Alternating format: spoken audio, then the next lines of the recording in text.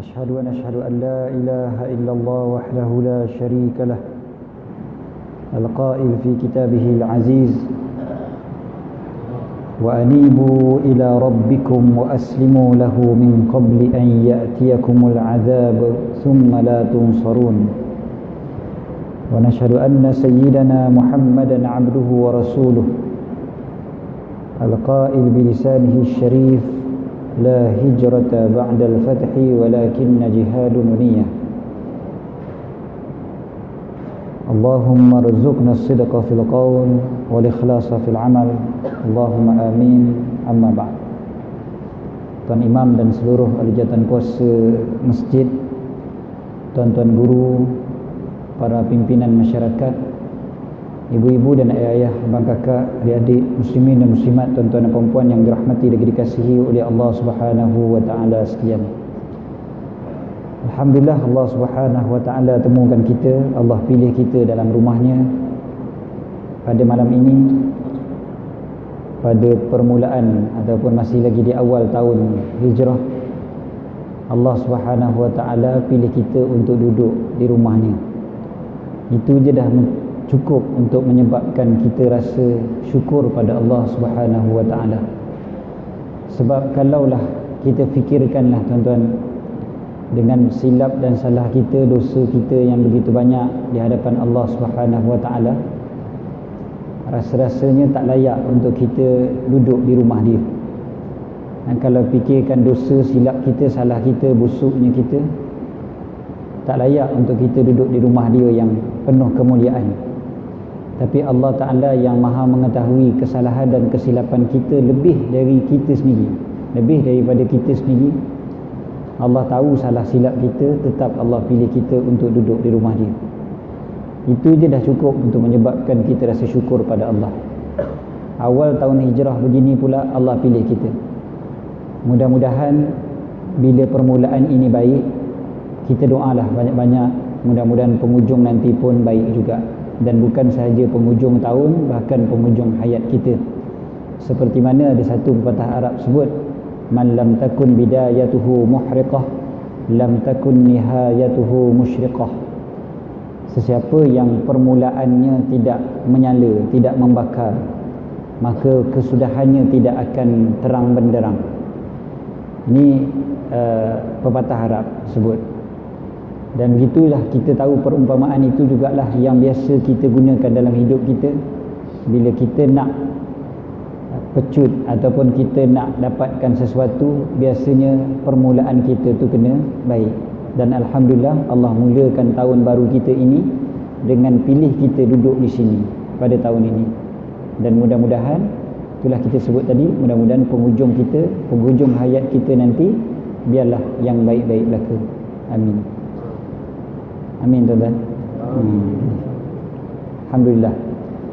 Jadi bila kita dipilih oleh Allah Subhanahu Wa Taala masuk tahun baru 1438, satu benda yang biasanya ceramah Ma'al Hijrah ni biasanya akan cerita tentang Nabi SAW. Kita pun tahu. Dan mungkin ada yang rasa tahun lepas, 2 tahun lepas, bahkan mungkin 10-20 tahun lepas pun aku dah dengar dah ceramah Ma'al Hijrah. Bahkan tahun ini pun mungkin dah dengar dah semalam kemarin, dengar berkaitan dengan hijrah Nabi SAW dan juga para sahabat. Mungkin ada juga yang rasa dah tak payahlah dengar lagi dah, banyak dah dengar dah. Kita kena letakkan satu perkara. Pertama sekali asasnya, sebelum kita cerita tentang pengajaran-pengajaran di sebalik hijratun Nabi SAW ini, pertama sekali asasnya kita kena letakkan, bila diceritakan tentang orang yang kita sayang, orang yang kita suka, kita tak akan pernah bosan, kan? Bila diceritakan kebaikan-kebaikan ataupun peristiwa-peristiwa yang besar yang melibatkan orang yang kita sayang, kita tak akan rasa bosan. Seperti kalau seorang bercerita tentang ayah kita, tentang anak kita, tentang pasangan kita dan sebagainya, cerita yang baik-baik, kan? Orang cerita pada kita tentang ayah kita contohnya, dia kata, oh dulu saya kenal ayah kamu, kan? Macam saya contohnya, kadang-kadang jumpa kawan-kawan ayah saya kan, umur 80-an begitu kan, dia orang cerita, okey, oh dulu saya kenal ayah ustaz gini kan, dia cerita. Jadi bila dia cerita, kita akan rasa seronok, walaupun cerita tu kali ke-76 dah kita dengar kan. Kita tak ada kata pakcik cukup-cukup lah, nyampah dah saya dengar. Saya dah dengar banyak kali dah pakcik. Kita takkan cakap macam tu pada pakcik tu, sebab memang kita seronok dengar kan. Orang cerita tentang anak kita kan, anak tuan memang baguslah begini. Kita takkan kata cukuplah, aku malas nak dengar dah. Tak. Kita dengar senyum kita kan, walaupun banyak kali dah kita dengar. Apatah lagi bila diceritakan tentang Nabi SAW. Cerita tentang Nabi SAW, kalau tiba-tiba kita rasa dah overdose.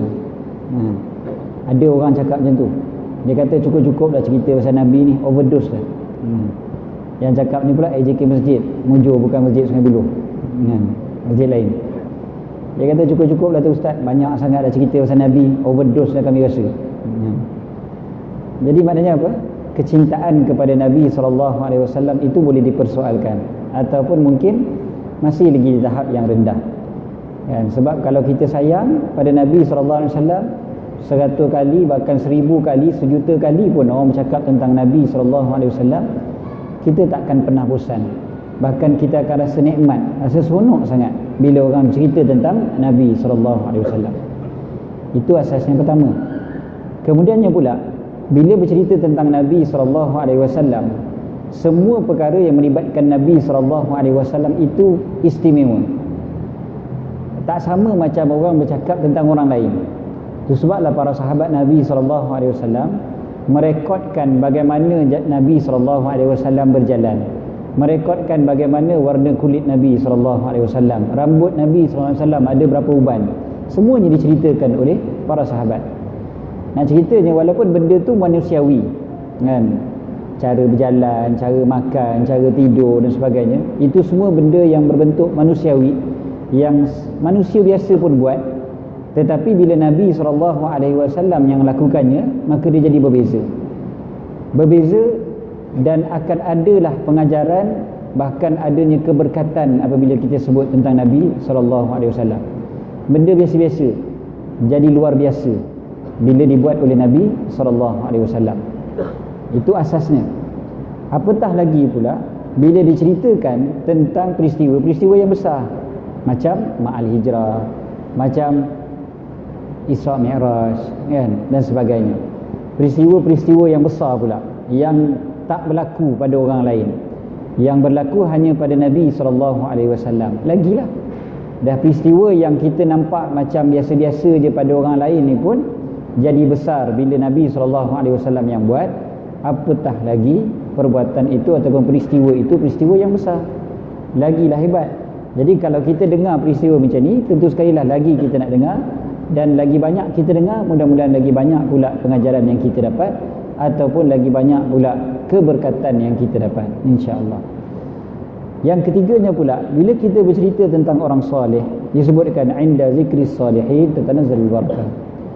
Bila disebutkan tentang orang-orang yang soleh, akan turunnya keberkatan. Cerita tentang orang soleh, maka akan turunnya keberkatan. Kita bersembang, kita cerita tentang tok guru sekian-sekian contohnya, kita cerita tentang imam-imam yang terdahulu, sembang-sembang kosong kita ni, kita masukkan cerita-cerita orang soleh. Maka bila kita bercerita tentang orang soleh, sembang kita tu akan adanya keberkatan, akan turunnya keberkatan daripada Allah bila kita cerita tentang orang yang soleh kan. Cerita tentang pemain bola ke apa kan, payahlah sikit kan, cerita bola. Sebab semalam saya tengok dalam grup banyak pula cerita pasal bola, cerita pasal Arsenal menang 1-0 kan. Saya tak tengok pun saya tahu ceritanya kan. Maknanya bersembang macam tu tak adalah keberkatannya kan. Tapi bila sebut tentang orang soleh, maka akan ada keberkatan. Apatah lagi kalau kita berbincang ataupun kita bercerita tentang penghulu orang yang soleh, Nabi SAW. Kalau dah cerita tentang orang soleh yang zaman kita ni yang tidak maksum pun dah dapat keberkatan, apatah lagi cerita tentang penghulu orang soleh Nabi Muhammad SAW. Jauh lagi banyak keberkatannya. Maka dengan asas-asas demikianlah majlis-majlis seperti Ma'al Hijrah, seperti majlis Maulid Nabi SAW, majlis tentang memperingati Isra' dan Mi'raj dan sebagainya dilakukan oleh para ulama zaman berzaman. Walaupun Nabi SAW sendiri pun tak pernah buat. Tuan-tuan pernah baca cerita macam mana Nabi sambut Ma'al Hijrah? Ceramahnya berapa ramai datang? Tak pernah kan? Ada berarak daripada mana ke mana? Dari Khandak ke apa ke, tak ada kan? Kita tak pernah baca begitu. Sebab apa?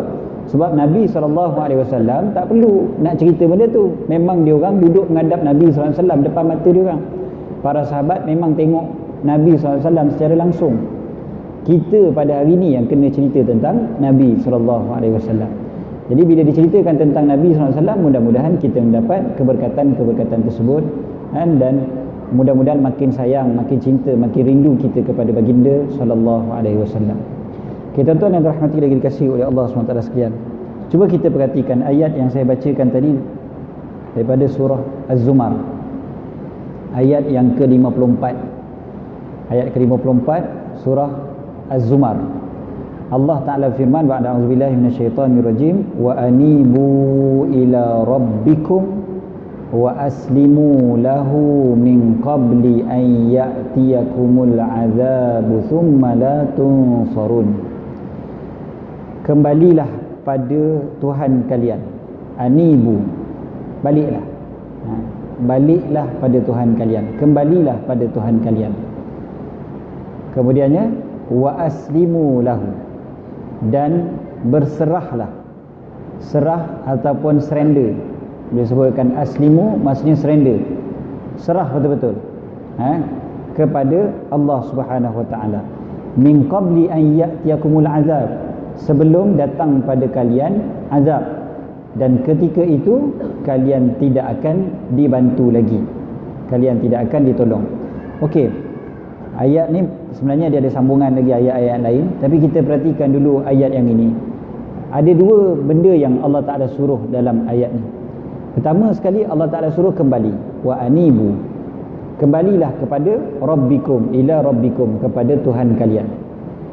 Dan nak kembali tu, dia ada satu lagi dia punya suruhan dia, iaitu wa aslimu lahu, dan berserahlah kepada Allah Subhanahu Wa Ta'ala. Cerita tentang hijrah, dia takkan lari daripada dua perkara ni. Kembali pada Allah dan berserah pada Allah Subhanahu Wa Ta'ala. Barulah namanya kita berhijrah. Dan kalau kita perhatikan peristiwa Nabi SAW berhijrah juga begitu. Kita perhatikan bila Nabi SAW berhijrah, kalau ikut logik akal lah, Nabi SAW boleh je nak berhijrah lebih awal. Mungkin lebih selamat pun untuk Nabi SAW. Kita pun tahu cerita macam mana orang kafir Quraisy dah berbincang, bincang, dia orang pun ambil keputusan. Kan ada beberapa resolusi dalam perbincangan mereka yang direkodkan oleh Allah Subhanahu Wa Taala. Wa idh yamkuru bikal ladzina kafaru, kan, apabila orang-orang kafir merancang apa dia, untuk apa? Liyusbituka, nak untuk bunuh kamu, ataupun untuk menghalang kamu, nak memenjara kamu, au yukhrijuka, ataupun mengeluarkan kamu. Tiga benda ni orang kafir dah bincang dah. Okey, nak buat macam mana? Dan akhirnya orang kafir ambil keputusan yaqtuluka, mereka nak bunuh kau. Kan? Allah Subhanahu Wa Taala rekodkan benda tu, dan malaikat pun dah bagi tahu pada Nabi SAW keputusan yang telah diambil oleh orang kafir Quraisy adalah untuk bunuh Nabi Muhammad SAW. Nabi SAW keluar dari rumah baginda SAW. Kita tahu dalam keadaan macam mana? Dalam keadaan abang sado Quraisy ni dah keliling dah rumah dengan pedang yang terhunus. Kita tahu dah benda tu. Dan kalau ikut logik akal, waktu itulah paling bahaya sekali nak keluar. Keluar kena bunuh. Stay, duduk dalam rumah pun kena bunuh juga. Sepatutnya kalau ikut logik akal, baik Nabi SAW keluar awal lagi. dengar je dia orang dah ambil keputusan nak bunuh Nabi SAW, baik cepat-cepat keluar, tak payahlah tunggu kan. Tapi sebab apa? Sebab Nabi SAW tunjukkan contoh betapa berserahnya baginda SAW kepada Allah SWT. Allah suruh baru aku gerak, Allah tak suruh maknanya tak bagi aku gerak lagi lah tu kan. Macam tu je, simple. Dan itu jugalah yang dilakukan oleh Sayyidina Abu Bakar As-Siddiq. Sayyidina Abu Bakar As-Siddiq tunggu Nabi SAW kan, tak ada keluar dulu, tak ada jalan lambat lah kan, nanya aku kalau tunggu ni baik aku pergi dulu, tak, tunggu. Dan bila Nabi SAW keluar daripada rumah, kita tahu macam mana Nabi SAW keluar, dia orang semua dah tertidur. Nabi baca surah Yasin ayat pertama hingga 9 tu, dia orang dah tertidur. Nabi SAW keluar, Nabi patah balik, ambil pasir dan diletakkan di atas kepala mereka kan. Dan bila Nabi SAW buat begitu, dia ada beberapa pengajaran. Antaranya yang pertama, nak tunjukkan Nabi SAW keluar bukan dalam keadaan pengecut, keluar dalam keadaan berani, bukan melarikan diri. Yang keduanya, pengajarannya adalah Nabi SAW tak bunuh dia orang, tak bunuh dia orang, walaupun dia orang nak bunuh Nabi SAW sebelum tu, tapi Nabi tak bunuh, kerana Nabi SAW diutuskan bukan sebagai seorang yang nak membunuh, tapi nak menyebarkan rahmat. Dan padahal dia orang semua tidur tu, senang je Nabi nak penggal kepala semua seorang, tapi tidak kan. Sengaja ditunjukkan, Allah Ta'ala sengaja tunjukkan pada kita satu pengajaran yang besar kat sini. Agama Islam, agama rahmat, agama kasih sayang kan. Walaupun orang tu nak bunuh pun Nabi SAW boleh maafkan lagi. Dan kita pun tahu cerita macam mana Nabi SAW keluar. Nabi SAW keluar tak seorang-seorang, keluar dengan Sayyidina Abu Bakar As-Siddiq. Nak tunjukkan apa? Sayyidina Abu Bakar ini telah ditarbiah oleh Nabi SAW, dan apa-apa yang berlaku kepada Nabi SAW satu masa nanti, maka Abu Bakar lah akan menggantikan baginda. Beliaulah yang layak untuk menggantikan baginda SAW. Dan okey, kita perhatikan juga kisah macam mana bila Nabi SAW duduk dekat Gua Sur. Ini satu lagi contoh yang besar sebenarnya. Bila Nabi SAW dengan Sayyidina Abu Bakar duduk dekat Gua Sur, kita tahu macam mana orang kafir Quraisy cuba cari Nabi SAW, walaupun dah ikut jalan lain. Jalan lain tu satu ikhtiar Nabi SAW. Tapi orang kafir Quraisy cari jumpa kan, jumpa. Macam mana dia orang boleh jumpa? Dia orang tengok tapak kaki. Sedangkan tapak kaki tu kita dah belajar dalam sirah, Sayyidah Asma telah cuba untuk tutup tapak kaki Nabi SAW dan bapa beliau Sayyidina Abu Bakar dengan kambing-kambing. Begitu juga dengan seorang lagi yang bernama Sayyidina Abdurrahman bin Abu Bakar. Maknanya dah cuba nak tutup dah dengan kambing-kambing, tapi tetap orang kafir Quraisy boleh jumpa. Sebab apa? Sebab orang kafir Quraisy ni namanya jahiliyah. Jahiliyah bukan tak cerdik. Jahiliyah bukan bermakna dia orang ni tak cerdik. Maksud jahiliyah dekat situ adalah dia orang jahil akidah. Itu jahil yang sebenar, bukan jahil dari sudut kecerdikan. Dia orang cerdik belaka. Cuba kita perhatikan ilmu yang dia orang ada ni, kita tak ada. Ilmu yang dipanggil sebagai ilmu qafiyah dan juga ilmu tatabbu'il athar, yang ini ada pada orang kafir Quraisy. Contoh macam mana? Dia orang bila tengok tapak kaki seorang bayi, dia pegang bayi tu, dia tengok tapak kaki budak tu, dia tahu dah bapak dia ni siapa. Dan tengok tapak kaki je. Cerita ni memang popular pada masyarakat Quraisy. Lagi-lagi contohnya bila berlakunya pertelingkahan, ada dispute siapa punya anak ni. Dan seorang wanita lahirkan seorang bayi, tak tahu siapa bapaknya. Maka dia pergi pada orang yang tahu ilmu ni, tengok kaki budak tu, maka dia kata okey dah, yang ini anak dia ni. Tengok tapak kaki, tahu anak siapa. Zaman tu tak ada DNA, tapi cukup tengok kaki. Kemudiannya pula, rupa-rupanya bukan setakat tengok tapak kaki budak, tengok tapak kaki atas padang pasir pun dia boleh tahu tapak kaki siapa. Punya hebat. Dan bukan setakat tapak kaki yang atas padang pasir, tapak kaki atas padang pasir yang telah ditutup oleh kambing-kambing yang dah lalu kat situ. Pun dia boleh tahu ini tapak kaki dua orang ni, Muhammad dan Abu Bakar. Dia orang boleh tahu, ni orang kafir Quraisy kata kan, okey, ini tapak kaki dia orang. Punya hebatnya kecerdikan dia orang kan, hebat tu. Tapi walaupun cerdik macam tu, oleh kerana mereka lawan Allah Ta'ala, jahil mereka dari sudut akidah, maka mereka digelar masyarakat jahiliyah. Mereka tu orang jahiliyah. Dan kemudiannya pula, kita perhatikan, bila dia orang dah sampai kat Gua Sur tu kan, kita tahu cerita macam mana ada labah-labah dan sebagainya tu kan. Orang kafir Quraisy ni, kalau nak ikut logik akal, dia tak perlu nak berteringkah kat depan tu. Ini tidak, dah lah punya susah nak cari tapak kaki tu, dah sampai dekat depan gua, dia boleh bertingkah dulu, dia bincang dulu, kita nak masuk ke tidak dalam gua ni kan. Bincang-bincang, ada dua pandangan. Pandangan pertama kata kita dah alang-alang sampai, masuk je lah. Yang satu lagi pandangan kata tak payah masuk lah. Pandangan pertama kata kita kena masuk sebab tapak kaki memang menunjukkan dia orang dua orang ni dah masuk dalam gua ni. Yang pandangan kedua kata tak payahlah, buat apa nak susah-susah masuk sebab ada sarang labah-labah kat situ.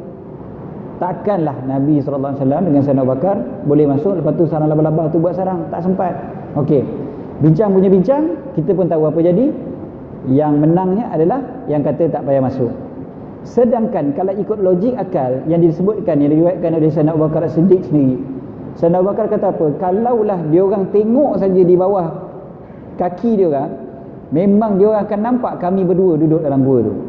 Sebab Gua Sur, tuan-tuan yang pernah pergi umrah, tuan-tuan yang pergi ke Gua Sur, tuan-tuan akan nampak Gua Sur ni kecil je, bukan macam gua Batu Cave, tuan-tuan.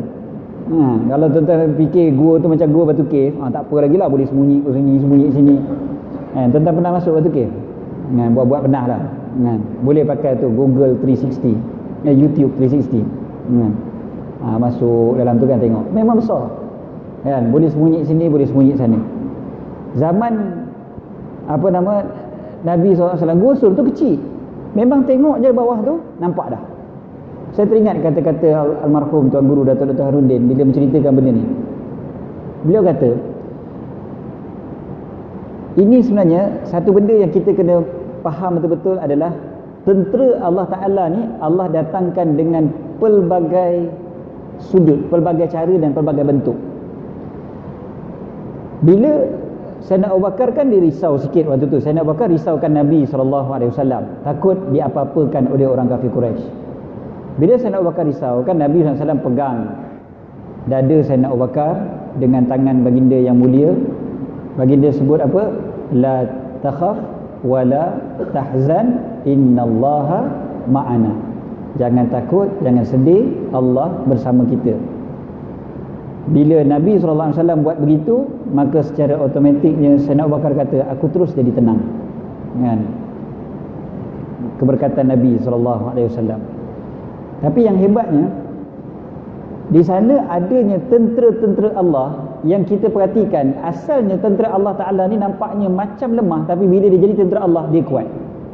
Contohnya macam tadilah sarang labah-labah kan, sarang labah-labah tu lemah. Dalam Quran pun sebut tentang Al-Ankabut, tentang rumah Ankabut ini, rumah labah-labahnya adalah rumah yang paling lemah. Tapi pasal dia jadi tentera Allah ketika itu, maka dia jadi kuat, boleh mengalahkan orang kafir Quraisy dengan pedang yang terhunus. Kalah orang kafir Quraisy tu dengan sarang labah-labah je. Contoh. Begitu jugalah, walaupun sarang labah-labah ni punya cerita, adalah nanti ada orang kata ustaz ni hadis dhaif apa benda lah. Tuan-tuan sabduli lah orang macam tu. Ni cerita tentang sirah, tentang sirah ni kan, cerita tentang sirah. Dia ada konsep dia bila kita belajar ilmu hadis. Dia bukan nak ambil hukum tentang akidah, berbeza dengan sirah. Dalam sirah, hatta hadis yang dhaif, walaupun yang pentingnya bukan palsu, hadis dhaif tetap diguna pakai sebagai hujah dalam sirah dan juga dalam manaqib dipanggil. Kita apa? Seterusnya, apa tentera Allah ketika itu? Satu lagi adalah sifat malas yang ada pada orang kafir Quraisy ketika itu. Allah turunkan rasa malas pada diorang. Malas apa? Malas nak tengok celah kaki dia orang je. Kan? Buat apalah dia orang berdebat, berteringkah dekat depan tu? Apalah susah sangat, kan? Tengok je lah bawah. Ini malas. Malas nak tengok, bergaduh dulu. Kan? Kita nak masuk tak? Tak payah. Masuk tak? Tak payah. Kan kalau ada tiba-tiba seorang dia cakap, apa gaduh-gaduh? Tengok je lah. Kan? Tunduk sikit nampak. Tak ada seorang pun yang tunduk tengok. Kan? Semua jadi malas nak tengok. Semua berdebat je, bergaduh je, bersembang je. Kita ni pun kadang-kadang ada juga kena tentera yang begitu. Kan? Malas nak bekerja, berteringkah tu nombor satu. Ini sifat orang jahiliah. Bergaduh tu memang hebat. Dia lah championnya bila berdebat. Tapi bila nak mengamalkan, dia lah paling last sekali. Okey. So sekarang ni Nabi SAW, Allah Ta'ala selamatkan dengan tentera yang begitu, yang di luar logik akal. Sayyidina Abu Bakar fikir ikut logik akal mula-mula, tapi bila dia ditenangkan oleh Nabi SAW, serah. Wa aslimu lahu, serah segala-galanya pada Allah Ta'ala. Kalau ikut logik akal, memang diorang akan nampak Sayyidina Abu Bakar dengan Nabi SAW. Sayyidina Abu Bakar tahu benda tu, jadi dia risau. Tapi sebab Nabi SAW sendiri yang dah sebut la takhaf wa la tahzan, maka Sayyidina Abu Bakar secara automatik tenang. Ikut logik akal, dia orang memang akan nampak, tapi tidak nampak sebab adanya tentera Allah. Begitu juga yang tadi tu mula-mula bila Nabi SAW keluar, dia orang abang-abang sado tadi tu semua tertidur. Maka Dr. Harudin sebut, dia kata ini juga adalah tentera Allah, kata. Apa dia? Tidur. Tidur juga adalah tentera Allah. Bagaimana dia orang ni yang nak bunuh Nabi SAW dengan pedang sudah terhunus, tiba-tiba semuanya tidur belaka. Allah Ta'ala turunkan tidur ketika itu sebagai tenteranya, dan kalah dia orang ni semua. Ke ada yang nak kata, Ustaz, patutlah saya selalu tidur dalam majlis ilmu. Rupanya tentera Allah turun. Tapi kalau tentera Allah turun atas kita, naya kita, na'udzubillah, jangan cakap macam tu. Tidur dalam kuliah, Ustaz, tidur dalam kuliah tu tentera Allah juga ke turun? Jangan rasa macam tu, na'udzubillah. Sebab tentera Allah, Allah turunkan ke atas orang-orang yang jadi musuh Allah. Jadi musuh Allah. Jadi kita ni tak nak, na'udzubillah, kita nak jadi kekasih Allah, tak nak jadi musuh Allah. Sekali tiba-tiba kita kata tentera Allah, janganlah kata gitu. Orang kafir Quraisy tu, tentera Allah turun dalam bentuk yang pelbagai. Okey. Dan tentera Allah Ta'ala ni yang asalnya lemah, tetapi jadi kuat kerana dia telah menjadi tentera Allah Ta'ala. Kita tengok je benda tu, kita patut berserah pada Allah Subhanahu wa Ta'ala. Sebab kalau ikut logik akal kita, memang kadang-kadang kita pun tak nampak macam mana cara Allah Ta'ala nak tolong. Bila Allah Ta'ala sebut wa may yattaqillah yaj'al lahu makhraja, siapa yang bertakwa pada Allah, Allah jadikan baginya jalan keluar. Kita baca dah ayat tu, tapi kadang-kadang kita tak nampak. Bila kita tak nampak macam mana Allah nak bagi jalan keluar, kita mula tak percaya. Ini masalah besar bagi kita. Sebablah bila nak kembali pada Allah, ada satu lagi syaratnya adalah wa aslimu lahu, balik pada Allah dengan berserah. Bukan sekadar balik. Ada orang dia berhijrah, lepas tu dia diancam ataupun dia ditimpa ujian, maka dia tak dapat nak istiqamah. Sebab apa? Sebab dia tak berserah secara mutlak pada Allah. Dia dah balik, tapi bila Allah Ta'ala uji, dia melawan balik. Maknanya dia tak berserah 100% pada Allah Subhanahu wa Ta'ala. Macam tu jugalah dalam hidup kita pada hari ini. Kita perhatikan Allah Subhanahu wa Ta'ala sentiasa uji kita, sama ada kita nak percaya pada logik akal kita ataupun percaya pada apa yang Allah Ta'ala turunkan. Kita dah masuk waktu isyak ni. Nak berhenti untuk azan isyak. Sebab tulis besar kat sini, sila beri laluan azan isyak apabila masuk waktu isyak. Yang betul lah, memang itu caranya. Nak azan Okey. Kita berhenti sekejap untuk azan isyak, kemudian kita sambung sikit lagi insya-Allah berkaitan dengan pengajaran yang kita boleh ambil daripada hijratun Nabi sallallahu alaihi wasallam. Allahu a'lam. Tuan-tuan yang dirahmati dan dikasihi oleh Allah Subhanahu Wa Taala sekalian, alhamdulillah kita sambung lagi sikit lagi insya-Allah pengajaran di sebalik kisah hijrah Nabi sallallahu alaihi wasallam dan juga para sahabat. Kita perhatikan tadi Nabi sallallahu alaihi wasallam dan juga Sayyidina Abu Bakar As-Siddiq radhiyallahu anhu ardah. Kita juga boleh tengok cerita bagaimana Ummu Aiman contohnya. Ummu Aiman seorang sahabiah yang berkahwin dengan Sayyidina Zaid. Dan Sayyidina Zaid bin Harithah yang merupakan anak angkat kepada Nabi sallallahu alaihi wasallam. Kita tahu bagaimana Sayyidina Zaid dan juga Ummu Aiman ada anak yang bernama Sayyidina Usamah bin Zaid. Waktu hijrah mereka ni, Sayyidina Usamah ni masih lagi bayi. Ummu Aiman bawa Usamah yang masih lagi bayi berhijrah berdua je. Beliau bawa anaknya yang masih lagi kecil berhijrah. Beraninya sebab apa? Sebab berserah kepada Allah Subhanahu Wa Taala. Tahu bantuan itu datangnya daripada Allah Taala. Jadi bila berhijrah berdua sampai tengah jalan, beliau dapati beliau dah sesat. Tak tahu nak pergi mana. Tengok bukit keliling nampak sama je. Tengah-tengah padang pasir. Bukan boleh nak share GPS ke apa benda ke? Kan, share location babe. Kan, itu tak apa kita. Kan, boleh pakai Waze, Pakcik Wazir. Kan, tak apalah. Zaman dulu mana ada benda tu, macam mana nak buat tu? Tengah-tengah padang pasir pula tu. Beliau jalan dan jalan sampai akhirnya bekalan pun dah habis. Beliau ceritakan, dalam riwayatnya beliau kata seolah-olahnya malaikat maut dah datang dah. Dah tak larat sangat-sangat dah.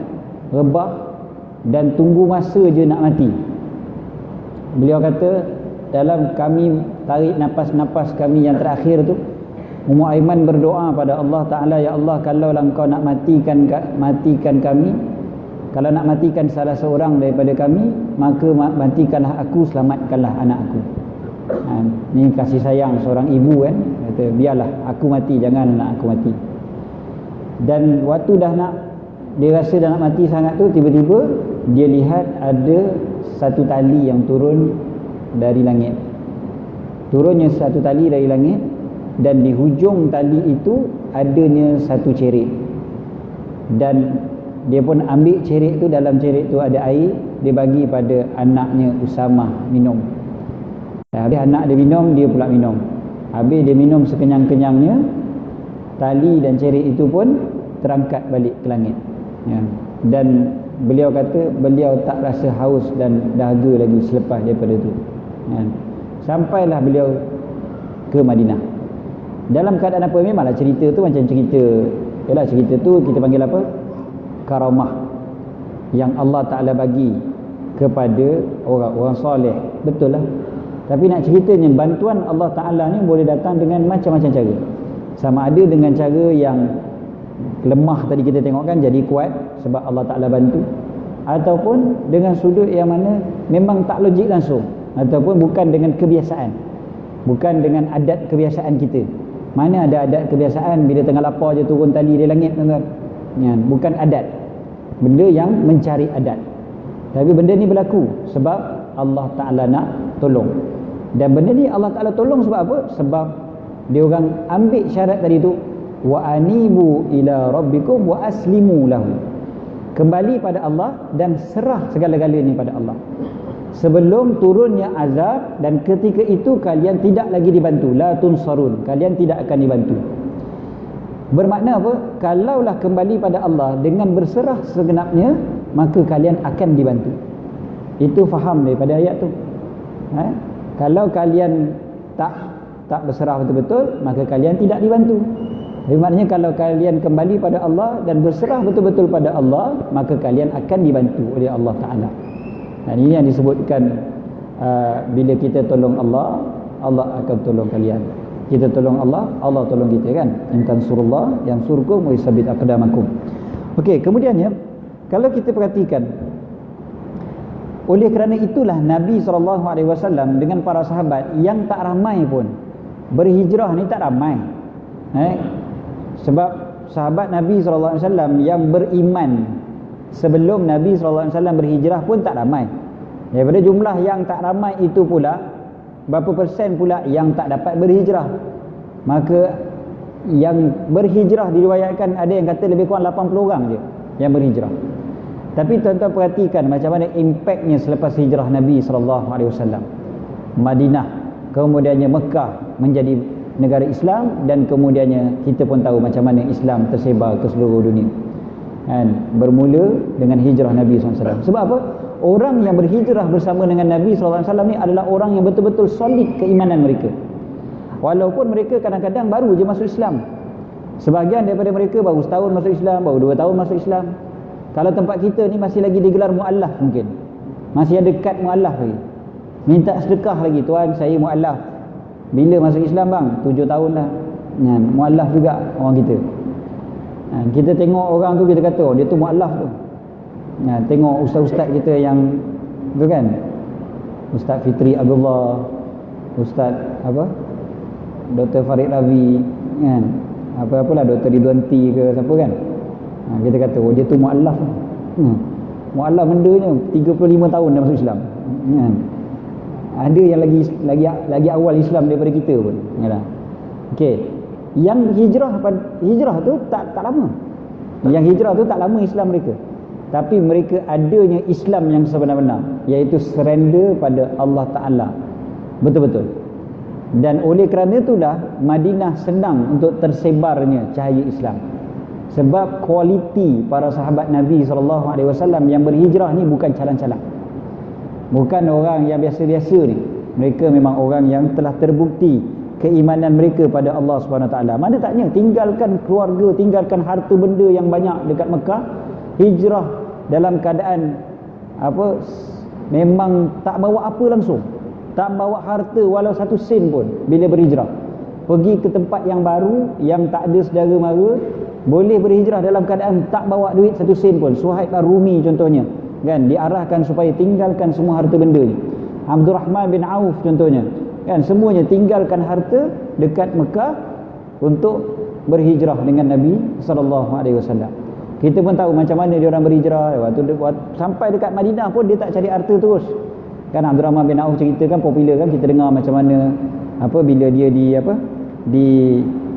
disaudarakan dengan Sayyidina Sa'ad bin Rabi'. Bila disaudarakan, Sayyidina Sa'ad tanya kan, okey, kau nak tak aku ceraikan isteri aku seorang, kau ambil, kau pilih mana satu kau nak kan. Kau nak tak nanti harta aku bagi 2, separuh aku bagi pada engkau. Cerita ni kita biasa dengar dah, bagaimana Sayyidina Abdul Rahman bin Auf tolak semuanya kan. Beliau nak cuma tunjukkan kepada aku dekat mana pasar kan. Beliau pinjam sedikit duit untuk berniaga, sekejap je beliau dah pulangkan dan beliau dah dapat keuntungan yang besar kan. Begitu Sayyidina Abdul Rahman bin Auf tu contoh. Tapi dia bukannya pasal berniaga tu saja, tapi nak ceritanya tentang iman dia, tentang Islamnya dia. Sekarang ni, pada hari ni, kita cuba fikir, zaman kita sekarang ni macam-macam agenda diatur untuk merosakkan akidah umat, untuk menyebabkan umat Islam rasa ragu-ragu dengan agama dia sendiri ataupun syariat dia sendiri. Tuan-tuan perhatikan pada hari ni, dari segenap sudut Islam itu diserang, sampai kita rasa macam kadang-kadang teruknya. Kadang-kadang kita rasa gitu. Tuan-tuan perhatikan, agenda ni halus kadang-kadang. Contoh, lembaga-lembaga zakat ke apa, jabatan agama Islam dan sebagainya kan diserang. Diserang tu dengan cara kadang-kadang disebar WhatsApp. Dia kata, ni ada orang miskin ni, dia pergi gereja sebab tak ada duit, minta zakat banyak kali tak dapat kan. Dah kali pergi gereja dapat, tengok ni, orang murtad dengan sebab ni. Ada kes tersebut yang orang murtad dengan sebab pergi gereja, tapi bukan dengan sebab zakat tak bagi duit pada dia, dengan sebab dia layak. Biasanya dia tak layak kan. Pergi zakat kaji tak layak. Dan zaman sekarang dia beza dengan dulu. Sekarang lembaga zakat kita lagi laju, lagi cepat berbanding dengan dulu. Saya tak ada kaitan dengan lembaga zakat, bukan juru cakap lembaga zakat ke tak, tak ada kaitan. Tapi dari sudut mengagihkan tu, sekarang banding dengan 10 tahun lepas, sekarang jauh lebih baik sebenarnya. Tapi nak serang, saya tahu memang ada kelemahan, kesilapan. Kemudian dia tulis pula dalam mesej-mesej macam tu, orang tu pergi masjid, masjid halau. Hujung dia tak tulis masjid Bandar Baru Sungai Buloh. Kalau dia tulis masjid Bandar Baru Sungai Buloh, tuan-tuan orang tamu saya mengamuk tengok mesej macam tu. Reka cerita ni senang, siapa-siapa boleh reka cerita. Orang ni pergi masjid, jumpa dengan nazir masjid halau dia. Kali dia pergi gereja, gereja sambut dengan penuh kasih sayang. Kan ayat-ayat macam tu tengok yang sebarkan siapa? Orang kita juga. Dia halus benda ni macam ni. Tuan-tuan, bila tabung haji diserang tahun lepas dengan isu 1MDB dan sebagainya, saya tahu isu 1MDB ni kita semua maklum kan, tapi kita kena teliti. Bila kita dengar satu-satu isu, kita kena teliti, jangan terus melompat, terus bangkit, terus nak marah dan sebagainya. Tu pasal saya tengok, saya pujilah kawan-kawan kita yang pergi ke tabung haji, tanya sendiri dengan chairman tabung haji ke, dengan CEO tabung haji ke. Waktu tu Tan Sri Ismi, sekarang dia pergi TV Hijrah, tanya sendiri dengan beliau tentang apa transaksi yang berlaku. Betul ke tabung haji buat gini. Kita semua tak mampu nak buat macam tu, tapi paling tidak kita faham institusi agama memang diserang kiri dan kanan. Jangan kita pula tukang tambah. Kalau masjid orang serang, cerita pasal masjid gini. Kerja kita apa? Kerja kita adalah tolong masjid, bukan tambah serang lagi. Kita pula datang ke masjid, tolong tuan, ada apa saya boleh tolong. Apa lagi saya boleh tolong? Tuan ada kekurangan dari sudut mana? Oh, nak buat program, buat banner tak reti. Buka laptop pun, butang laptop kat mana pun tak nampak, contohnya. Tak apa, saya tolong desainkan. Saya adalah sikit kepakaran buat design, contoh kan. Saya ada duit sikit, saya boleh sponsor print benda ni dekat kedai sekian-sekian, contoh kan. Saya reti masak, saya nak masak kan. Saya reti pegang penyapu, saya boleh tolong sapu. Paling tidak, maknanya kerja kita bukan untuk attack lagi, sebab musuh memang sedang attack. Sekali kita pula tukang tambah, walaupun kita tak nafi sebahagian tu memang betul, kita tak nafi memang sebahagian apa yang diserang tu dari kelemahan kita sendiri, tapi kita tak payah tukang tambah. Okey, itu satu sudut. Maknanya orang sekarang ni dia attack macam-macam sudut. Dia kemudiannya tu sebab jugalah kalau kita perhatikan, diserang juga dari sudut akidah kita, kepercayaan kita kepada agama kita sendiri. Kita sebut tiap hari, inna salati wa nusuki wa mahyaya wa mamati lillahi rabbil alamin la syarika lahu wa bidzalika umirtu. Kita dah sebut benda tu tiap-tiap hari. Wa ana minal muslimin wa ana awwalul muslimin dalam Quran. Maknanya sesungguhnya apa?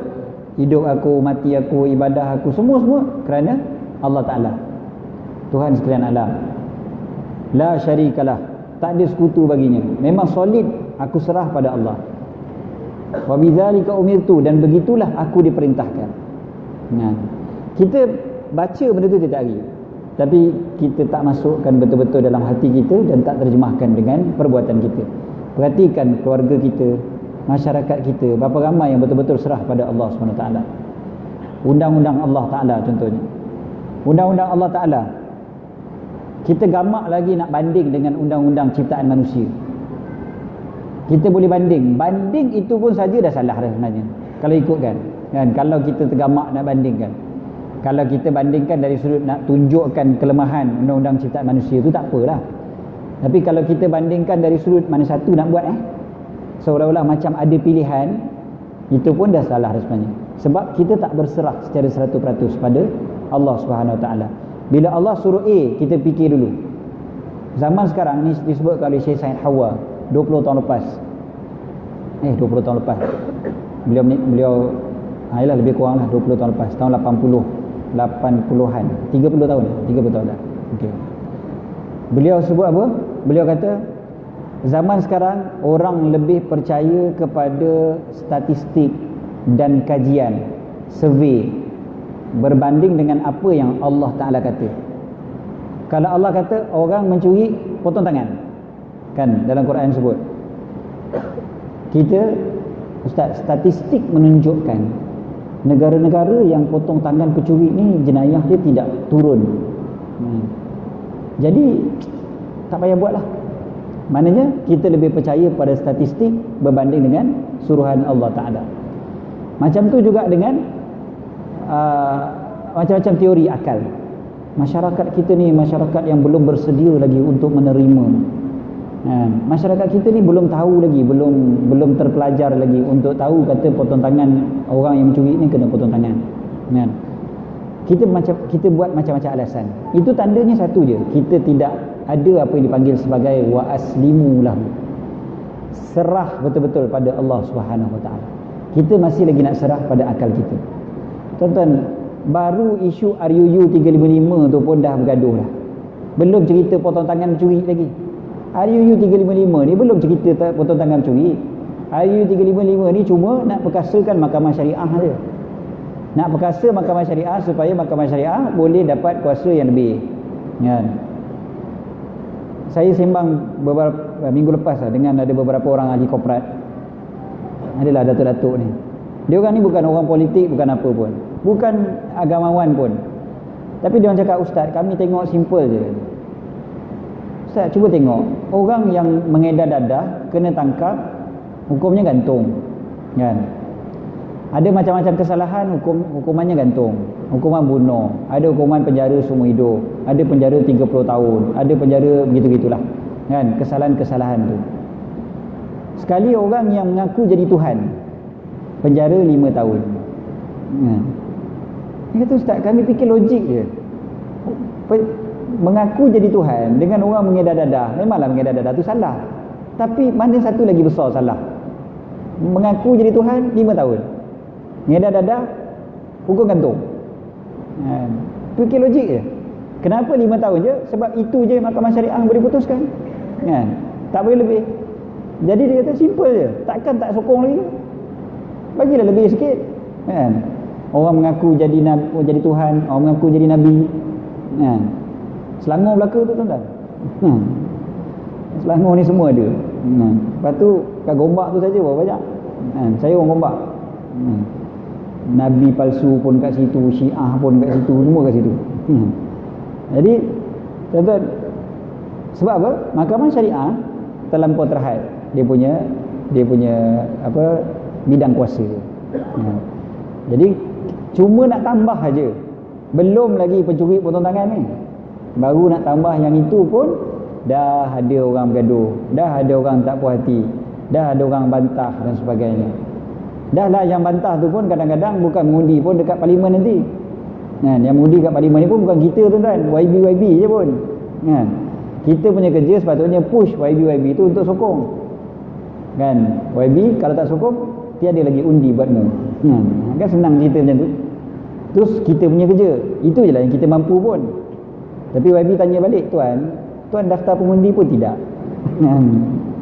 Itu masalah kita pula. Okey, yang senang ceritanya, kita ada kerja kita, diorang ada kerja diorang. Tapi salah satu daripada kerja kita yang inilah. Dan itu adalah bukti, salah satu bukti susahnya manusia nak berserah kepada Allah Subhanahu Wa Taala. Iman dan akidah tu masih lagi ada goyah, kan? Orang bukan Islam, bila dia tak sokong undang-undang ni, kita tak pelik sebenarnya. Ada orang kata, pelik lah, kenapa orang bukan Islam tak sokong undang-undang ni? Mahkamah syariah bukan ada kaitan dengan dia orang. Apa nak masuk campur? Siapa kata tak ada kaitan, tuan-tuan? Memanglah tak dihukum dia orang dalam mahkamah syariah, tapi ada kaitan yang sangat besar kepada Tuhan dia orang. Apa dia? Tuhan dia orang adalah duit, harta. Apa kaitan dengan harta dia orang? Harta, tuan-tuan, ekonomi dia orang terjejas. Ekonomi terjejas sebab pelabur tak masuk ke? Tak, bukan. Ekonomi dia orang terjejas, bisnes dia orang sendiri terjejas. Sebab apa bisnes dia orang terjejas? Bisnes dia orang paling utama adalah judi, arak dan juga pelacuran. Yang berjudi orang Islam, yang minum arak pun orang Islam, yang pergi ke rumah pelacur pun orang Islam. Kalaulah mahkamah syariah diperkasakan, habislah customer lari, bang. Customer lari, customer takut, bisnes diorang terjejas.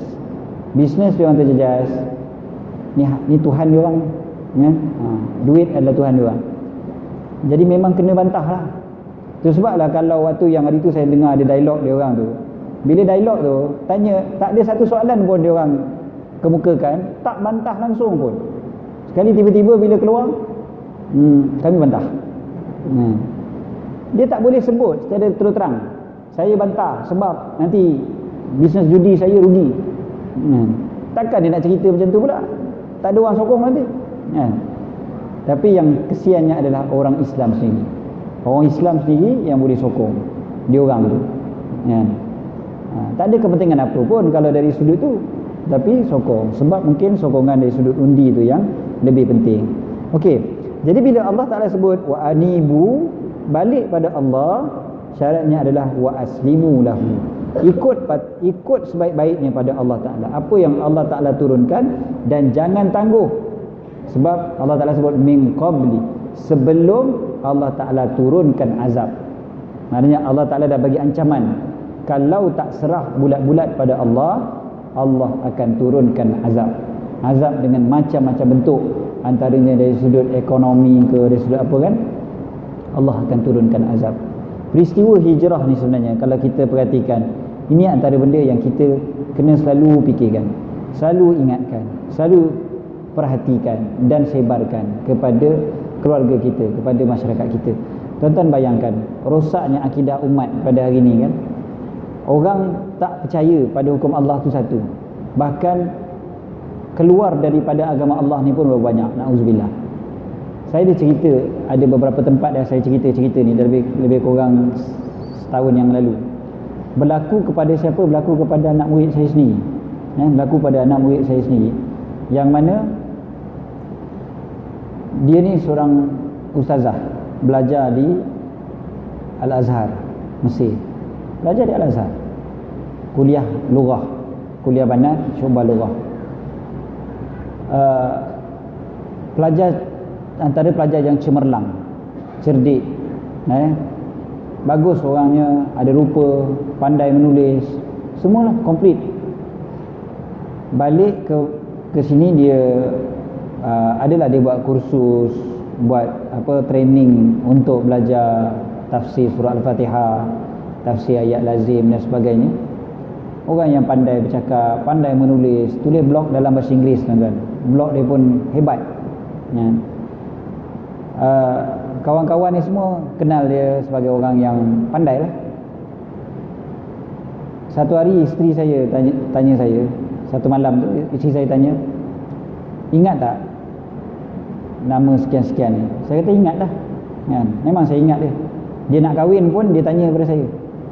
Dia kahwin dengan seorang orang Amerika yang masuk Islam dan pergi belajar dekat Yaman, belajar dengan Habib Umar bin Hafiz, dan lepas tu jadi penterjemah pun pada Habib Umar, terjemah ke bahasa Inggeris. Ni orang Amerika. Memang orang yang hebat jugalah suami isteri ni.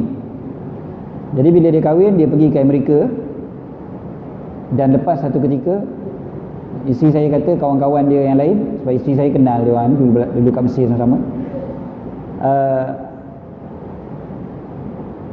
dia orang kata pertama sekali dia orang rasa pelik sebab kawan dia orang ni dah tukar nama tukar. Katakanlah, saya bagi contoh je lah kan, saya tak payahlah sebut nama betul dia, kejap lagi tuan-tuan Google pula. Nama dia katakanlah Khadijah contohnya, dia tukar jadi apa, Kathy, kan, contoh. Kalau namanya Maryam jadi Mary, dia tukar. Saya kata tak apa lagi lah, tukar macam tu masih boleh lagi lah, masih boleh kira. Saya kata mungkin sebab dia duduk kat US kot, susah orang sana nak sebut. Dia kata tak, nama suami dia pun dah tukar sekarang, kembali pada nama sebelum dia masuk Islam, iaitu Chris. Nama Chris, pelik dah ni. Balik semula ke agama asal dia, nama asal sebelum agama dia masuk Islam tu. Okey lagi lah. Lepas tu nama binti ustazah ni pun dia dah buang. Nama bapak dia buang, dia letak nama last name suami dia. Jadi orang pun makin pelik, kawan-kawan ni makin pelik, kata apa pasal dia ni? Saya kata mungkin prosedur kat sana kot. Sebab saya ingat nama kakak saya pun bila dia letakkan secara formalnya, dia letakkan nama suami dia juga, last name suami dia letakkan, sebab memang prosedur. Okey lah, tak apa lagi. Kawan-kawan ni mula makin lama makin pelik, sebab dalam blog dia dah tak cerita dah tentang tafsir Quran ke apa dah. Okey, lepas tu dia orang ternampak gambar dia dalam keadaan dah tak pakai tudung. Dia ni dulu kat Mesir pakai purdah, seorang ustazah, sekali tak pakai tudung lah. Kawan-kawan terkejut, cuma kawan-kawan fikir ni mungkin gambar dia ada orang sebarkan ke apa kot, gambar dia sepatutnya dengan keluarga je kot. Sekali bila buka lagi nampak memang gambar dia tak pakai tudung di mana-mana dekat luar. Dan akhirnya dia orang jumpa dia sendiri dekat luar, memang tak pakai tudung dah. Tapi bila dia orang nak bercakap, dia lari. Okey, tak apa lagi dah. Memang salah besar dah tu seorang ustazah ni tu kan. Lepas tu baca lagi blog dia, akhirnya baru tahu dia dah istiharkan, dia dah keluar daripada agama Islam. Nauzubillah. Keluar, dia dengan suami dia dua-dua keluar daripada agama Islam. Jadi saya bersembang dengan isteri saya tu, saya memang termenung, terfikir apa benda lah, macam mana boleh jadi. Rupanya bukan suami dia yang bawa keluar, tak.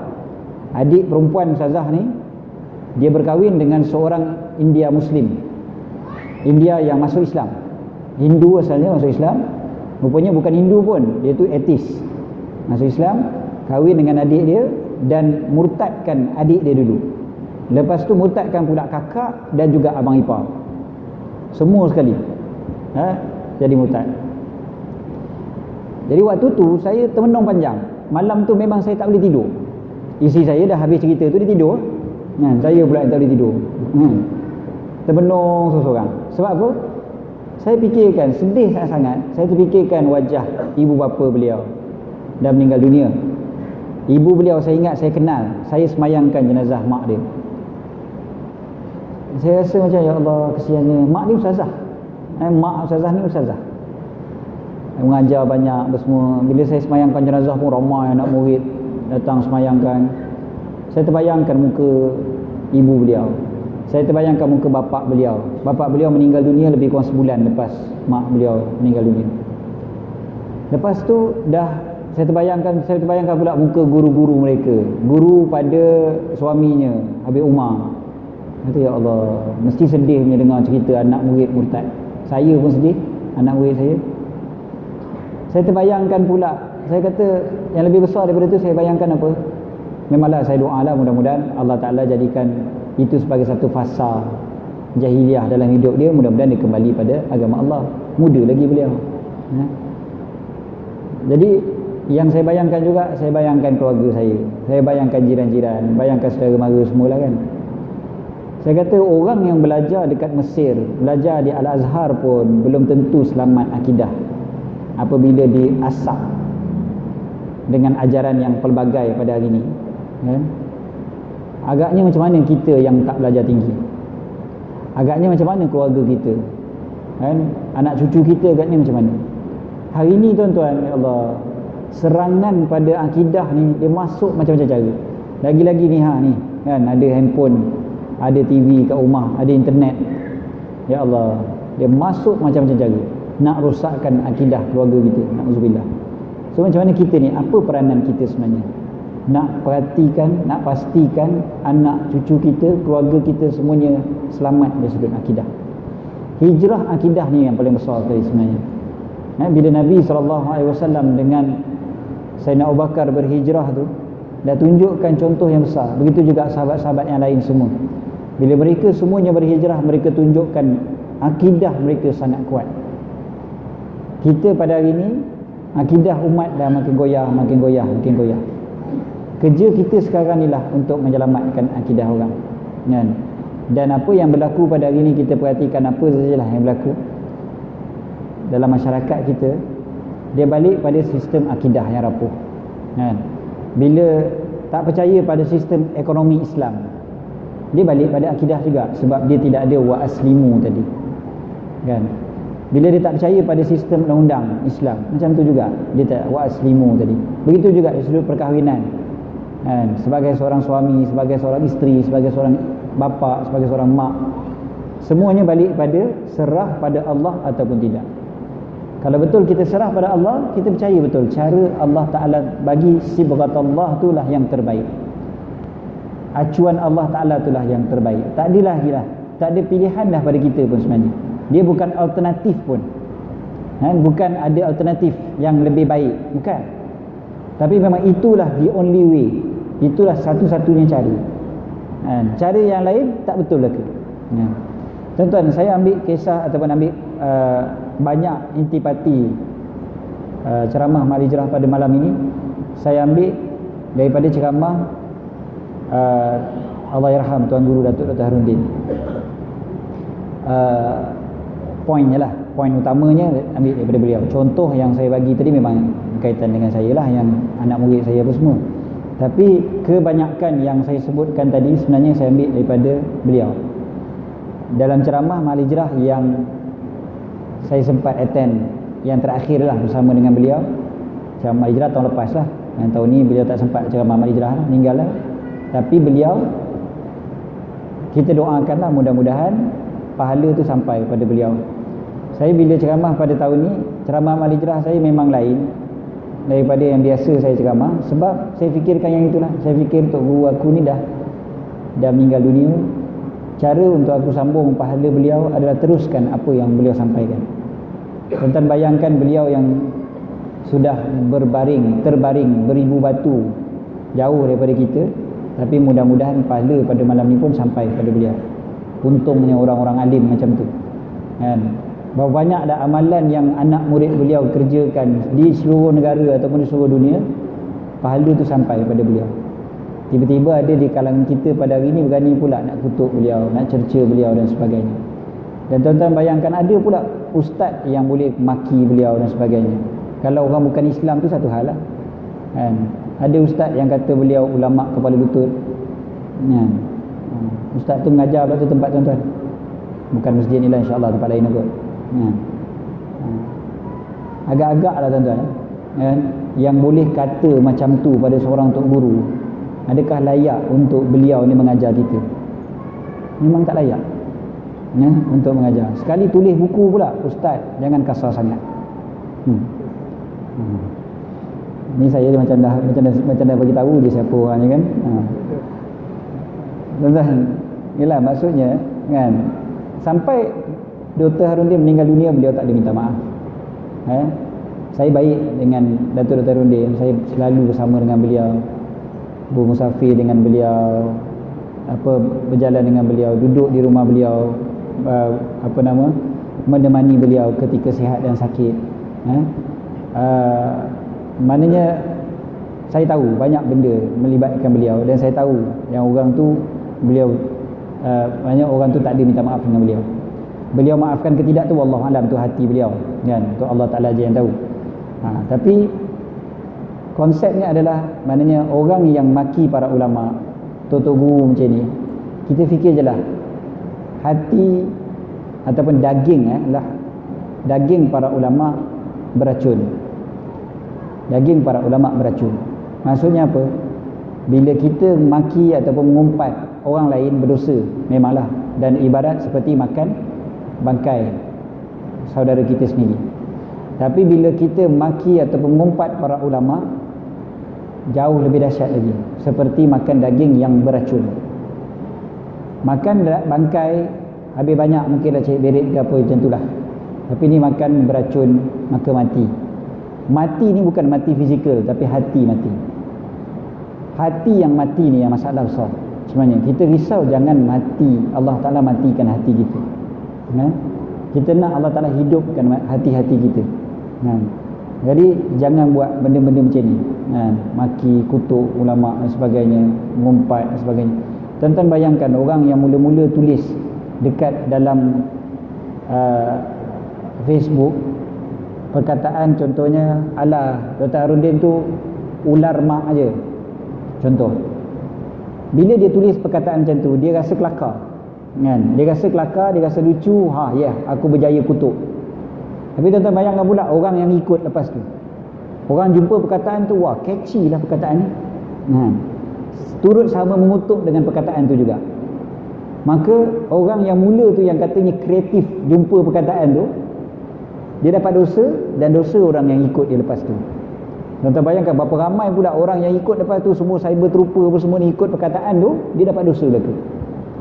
Kata kat ulama kan, berapa banyak agaknya nak minta ampun, nak minta maaf pada Allah Ta'ala dan minta maaf pada tuan tubuh tu nanti kan, dekat hari akhirat ni. Dosa kita dah cukup banyak, tak payah tambah lagi dah kan. Adalah orang yang letak macam-macam kan, perkataan-perkataan yang tak elok dan sebagainya kan, kepada tuan guru kita. Tuan Haji Saleh meninggal dunia gitu kan, ada orang kutuk juga kan, ada orang yang bergembira tuan-tuan, ada ustaz yang bergembira lagi Tuan Haji Saleh meninggal dunia. Ya Allah, saya tak boleh faham macam mana seorang yang berjanggut elok bergembira, tulis dalam Facebook happy, seronok sebab Tuan Guru Haji Saleh meninggal dunia. Ya Allah, ada orang yang boleh rasa macam tu kan. Kita ni kalau Tok Guru meninggal, kalau kita tak pernah jumpa pun, tuan-tuan tak pernah dengar pun nama Tok Guru Haji Saleh contohnya, tuan-tuan tak pernah belajar pun dengan Tok Guru Haji Saleh, tapi bila diberitahu pada kita seorang Tok Guru yang alim di Kedah meninggal dunia, kita tak akan bergembira, kita akan ada rasa sedih juga, walaupun tak pernah belajar dengan beliau kan. Ini kan pula bergembira dengan kematian Tok Guru. Ini memang something wrong lah tu kan. Tahun ni kita dah banyak Tok Guru kita meninggal dunia kan. Sebelum beliau dulu Datuk Allahyarham Dr. Abdul Aziz Hanafi, Profesor Dr. Abdul Aziz Hanafi. Dr. Abdul Aziz Hanafi meninggal 1 Ramadan kan, 1 Ramadan. Seorang yang alim, seorang alim usulul fiqh yang jarang boleh kira jari kat Malaysia ni. Keilmuan beliau tu sangat hebat. Saya dalam bidang usulul fiqh ni, saya tak kenal orang kat Malaysia ni yang lebih alim daripada beliau. Sangat-sangat alim Dr. Abdul Aziz Hanafi ni, dan sangat sayang pada Nabi SAW. Kalau tuan-tuan dengar cerita beliau tentang Nabi SAW, macam Dr. Harundin bila bercerita tentang Nabi SAW, Allah, saya ingat ceramah pertama beliau yang saya hadiri, Dr. Abdul Aziz Hanafi ni, ceramah pertama beliau yang saya hadiri ketika saya berumur 6 tahun. Saya ingat lagi, itulah dia ceramah yang saya dengar ceramah tu, ceramah Maulid Nabi SAW. Penceramah menangis depan semua orang, Dr. Abdul Aziz Hanafi ni. Jadi bila beliau menangis, saya waktu tu umur 6 tahun, tuan-tuan bayangkan kan, tengok ceramah tu kan, hebatnya kan, rasa macam ni lain lah daripada orang lain kan. Dan beliau mengalirkan air mata tu sebab kecintaan kepada Nabi SAW. Ceramah Maulid Nabi, cerita tentang Nabi SAW. Allah, waktu tu saya memang sangat terkesan dan sangat rasa, ya Allah, hebatnya kecintaan seorang alim tu kepada Nabi SAW. Aku menangis bila jatuh, aku menangis bila abang aku menyakat aku kan. Tapi dia boleh menitiskan air mata bila sebut tentang Nabi SAW. Okey, ini ulama-ulama kita yang dah pergi kan, dah tak ada dah dia orang ni. Dan dia orang ni lah antara yang kuat mempertahankan akidah umat Islam. Saya sebutkan nama 3 orang ni yang meninggal tahun ni.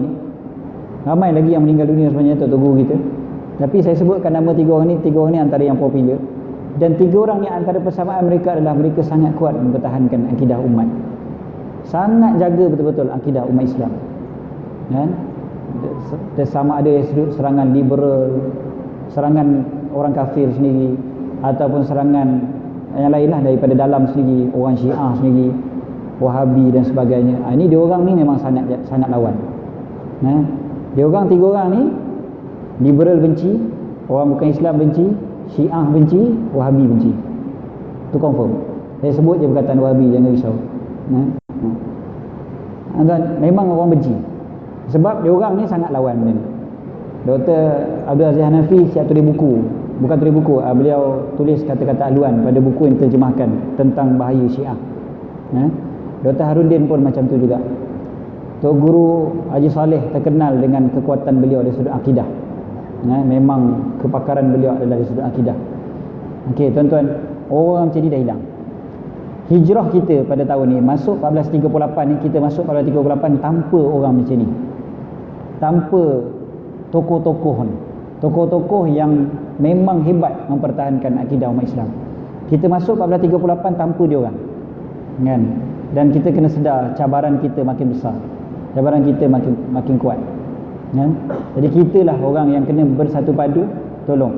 Nabi SAW bila wafat, generasi yang datang selepas Nabi SAW bukan, tentu sekali lah tak boleh banding pun dengan Nabi SAW, kan? Sayyidina Abu Bakar yang jadi khalifah selepas Nabi SAW, tentulah kedudukannya lebih rendah daripada Nabi SAW. Mana sama pula dengan Nabi, kan? Nabi wafat, yang ganti Nabi memang lebih rendah daripada Nabi, pasti. Tetapi kekuatan Islam terus berkembang selepas kewafatan Nabi SAW, sebab umat, generasi yang Nabi SAW tinggalkan itu adalah generasi yang hebat. Jadi kita pada hari ini pun macam itulah. Hijrah kita 1438 kita ingat benda tu je. Kita melangkah ke 1438 tanpa tok-tok guru kita, yang kadang-kadang kita rasa sunyi. Tuan-tuan, saya rasa sunyi, tuan-tuan. Saya sendiri secara peribadi rasa dunia ni sunyi. Bila tok-tok guru ni pergi, bila tok-tok guru ni meninggal dunia, saya rasa sunyi. Telefon saya ni, saya semalam saya masih lagi belik nama Dr. Rundin, saya masih baca mesej-mesej beliau, kan? Saya masih tengok miss call beliau beberapa kali yang saya tak angkat telefon, ketika kadang-kadang saya tengah ceramah beliau call, kadang-kadang tengok miss call, kita call balik, kan? Beliau call apa semua, kan? Tengok berapa minit call, tengok lagi, kan? Macam orang bercinta tu, kan? Tengok benda macam tu. Rasa sunyi bila dah tak ada. Saya tak tahu dah. Saya tahu nombor tu memang dah takkan naik lagi lah nama tu dekat handphone saya, kan? Kalau naik pun anak dia lah kot yang call, kan? Memang dah tak ada dah, kan? Rasa sunyi, rasa dah tak ada. Tapi kita kena terus, kan? Teruskan apa yang beliau sampaikan. Itu sebab malam ni saya sampaikan ceramah pun apa yang saya ambil daripada beliau sendiri, apa yang beliau sebutkan saya tulis nota. Amalan saya bila pergi belajar dengan tok guru, memang semuanya akan saya catat nota, dan nota itulah yang saya sampaikan. Dalam iPad saya ni berlambat-lambat nota kuliah-kuliah tok guru kita. Tuan-tuan lepas ni bawa pen, bawa kertas, bawa iPad, bawa handphone, catat apa yang boleh dicatat. Kawan-kawan kita ni bawa handphone terus catat dengan gambar-gambar sekali, dengan video. Tapi video ni kadang-kadang kita payah sikit nak tengok balik, entah bila nak tengok balik. Tapi bila catatan ni sekali-sekala kita tengok, kan? Kita baca sebagainya. So catat, jangan lupa bawa pen, bawa kertas setiap kali datang majlis ilmu. Tok guru kita ramai yang masih hidup lagi tu, kejar mereka, cari mereka, ambil ilmu daripada mereka, sementara mereka masih hidup. Cukup setakat tu insya-Allah untuk malam ni. Aku qauli hadza wa astaghfirullahal azim li wa lakum. Bismillahirrahmanirrahim. Rabbana anfa'na bima 'allamtana, rabbi 'allimna alladhi yanfa'una, rabbi faqihna wa faqih ahlana wa qarabatin lana fi dinina ma ahli al-kutri unsa wa dhakar. Rabbi waffiqna wa waffiqhum lima tartadi kauna wa fi'lan karama warzuqil kulla halalan daima wa akhilla atqiya ulama nazabir khairin wa kulla syarr. Rabbana wasih lana kulla syu'un wa akram bi ridha minkal 'ayyun wa qli 'anna rabbana kulla biyun qabla an ta'tiya rasulul manun waghfir wastur anta akram man satar. Sallallahu ta'ala al-Mustafa man ila al-hajj da'ana wafa بكتاب فيه للناس شفاء وعلى الآل الكرام الشرفاء وعلى الصحب المصابيح الغرر. اللهم اهدنا بهداك واجعلنا ممن يسارع في رضاك ولا تولنا وليا سواك ولا تجعلنا ممن خالف أمرك وعصاك. وحسبنا الله ونعم الوكيل لا حول ولا قوة إلا بالله العلي العظيم. صلى الله على سيدنا محمد وعلى آله وصحبه وسلم. الحمد لله رب العالمين.